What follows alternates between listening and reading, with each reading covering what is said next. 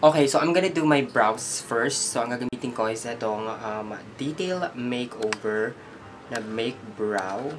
Wait. Ayan. Pencil.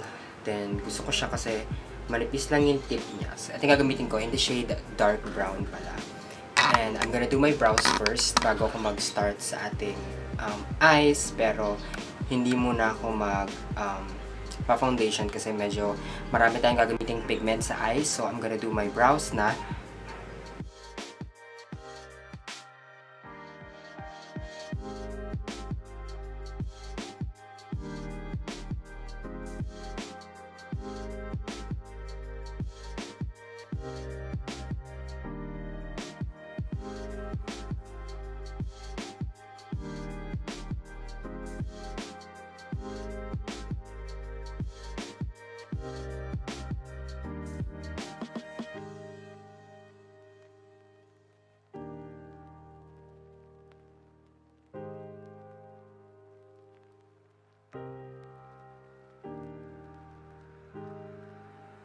Nilinisin ko lang yung aking brows. Gagamit lang ako ng concealer wheel. Kahit anong brand ng concealer wheel yung gusto nyo.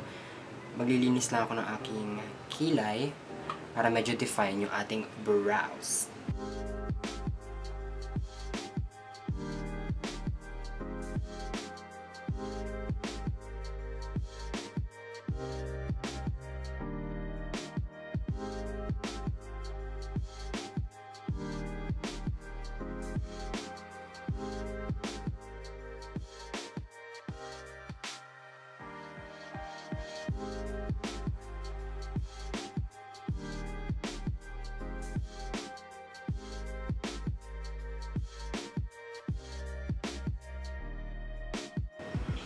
Okay, then nagagamit lang ako ng What's Up Brow na mascara. Ito yung from Snoe.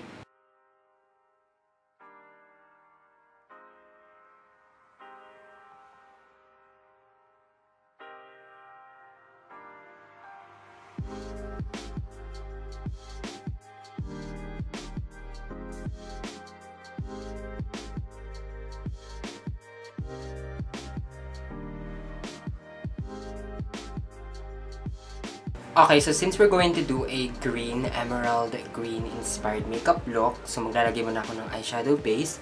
Gagamit ako ulit ng concealer, nitong color wheel na concealer, then ipapat ko lang yung concealer sa eyelids ko para mag-stick yung eyeshadow na gagamitin natin. Ang tip ko lang sa inyo, after nyo maglagay ng concealer or ng primer sa eyes, huwag nyo siya isa-set ng any powder.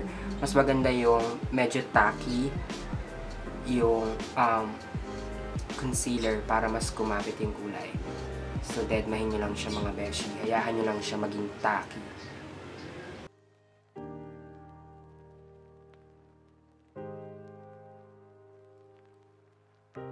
Okay, so ang first eyeshadow na gagamitin natin is itong Delanci na 35E na palette.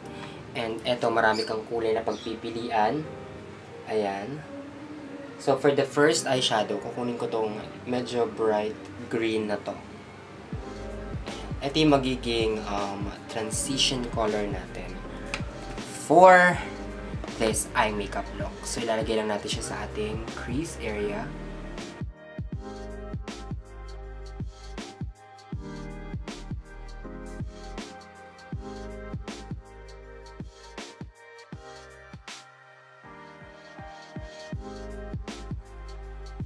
Okay, next, we-blend nyo lang siya using your clean blending brush. Then, spread nyo lang yung green.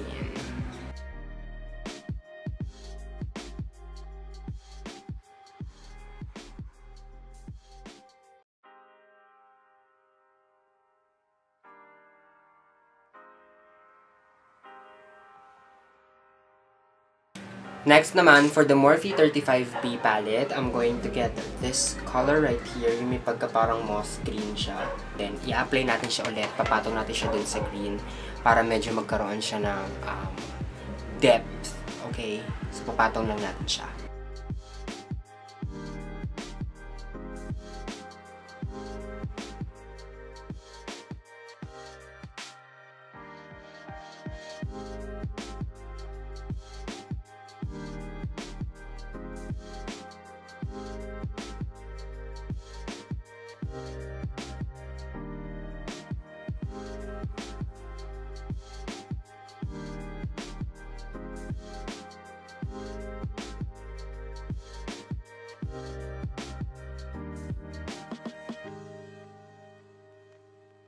Okay, change palette naman tayo. This is the Jaclyn Hill eyeshadow palette from Morphe. Itong medyo moss green. Kukunin ko siya. Ooh, medyo dark na siya. Parang papunta na siya sa black, pero green siya. So, ilalagay ko lang siya doon ulit sa crease area kung saan natin nilagay yung green para medyo ma-deepen up pa siya ng konti.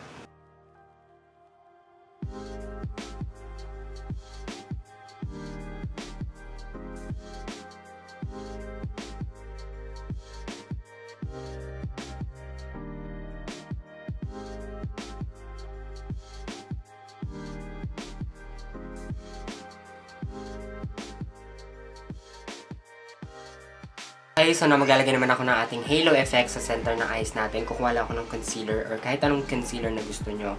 So, ito yung kukunin kong concealer. Maglalagay lang ako ng halo effect.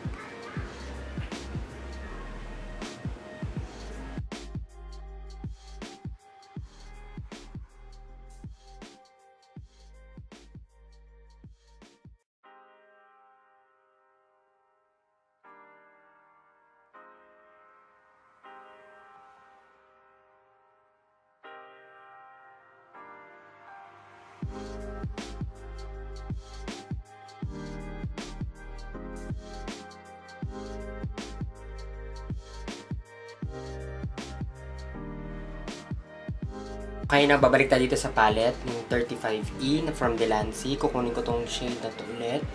Tapos ilalagay lang natin siya sa ating outer and inner part ng eyes para mag-blend lang yung kulay.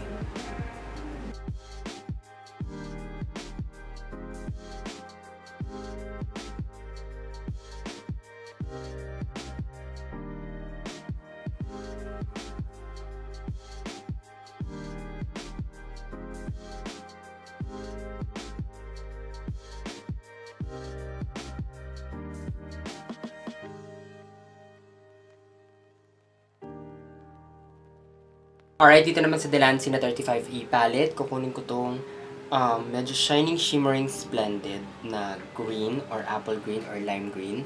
Then ilalagay ko siya dito sa ating center ng eyelids kung saan walang eyeshadow. So, isprayan ko siya ng makeup setting spray para medyo mag-pop up yung kanyang kulay.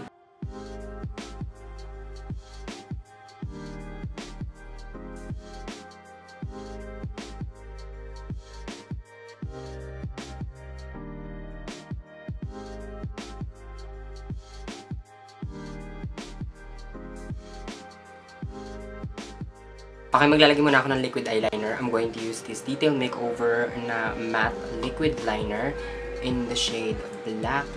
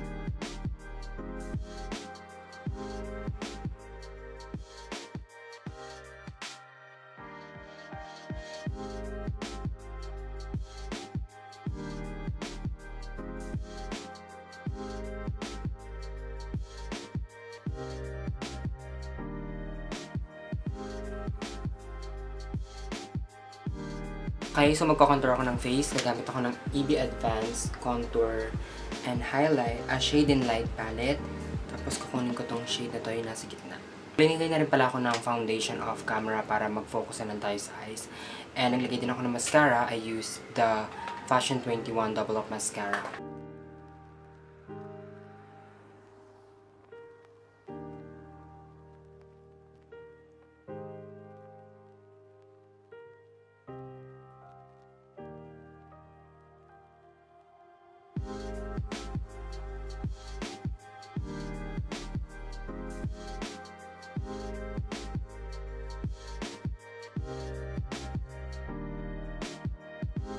Okay, now for our blush.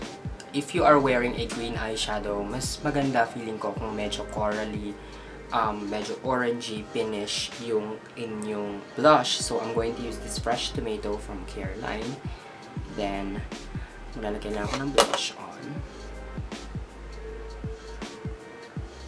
See? Ang ganda ng kulay ng orange na blush if you are wearing a green eyeshadow.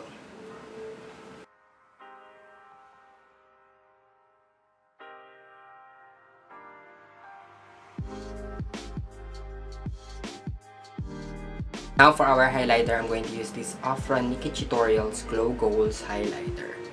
So, ang ganyan siya. Ang bongga niya. Lagay lang tayo sa cheeks.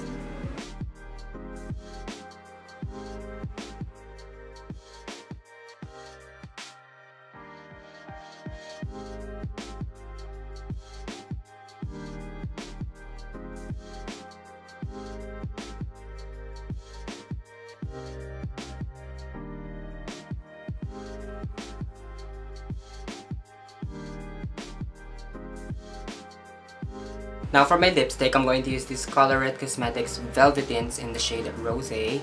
Since my eyes is really like popping, so dapat nude lang yung lips natin. Ooh.